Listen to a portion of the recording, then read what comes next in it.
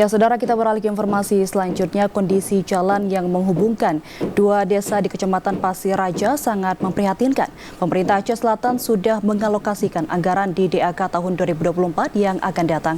Berikut informasi selengkapnya. Beginilah kondisi jalan yang menghubungkan dua desa di Kecamatan Pasir Raja yang sangat memprihatinkan.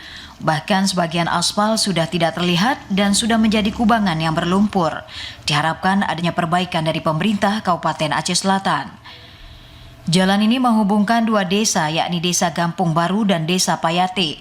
Kondisi aspal jalan yang sudah tidak terlihat dan digenangi air saat musim penghujan dan berdebu saat musim kemarau membuat para pengguna jalan harus berhati-hati saat melewati jalan ini dikarenakan jalan yang licin dan berlubang sehingga membahayakan para pengguna jalan. Menurut Kepala Bidang Bina Marga Dinas PUPR Aceh Selatan Gamal Halim, untuk saat ini pemerintah Kabupaten Aceh Selatan sudah mengalokasikan anggaran di anggaran DAK tahun 2024. Dari Dinas PUPR, pemerintah Aceh Selatan melalui Dinas PUPR sudah mengalokasikan dana dan mengusulkan perbaikan jalan dari Terbangan ke Payate, termasuk juga kawasan perkampungan Silolo.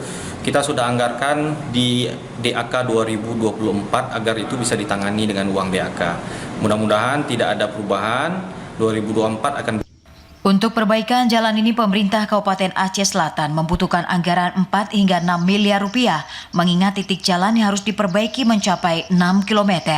Diharapkan nantinya pada tahun 2024 nanti dapat terpenuhi sehingga warga dapat dengan mudah membawa hasil pertanian, mengingat kawasan ini sebagai sektor pertanian. Dari Aceh Selatan, Asruliadi, TVRI Aceh melaporkan.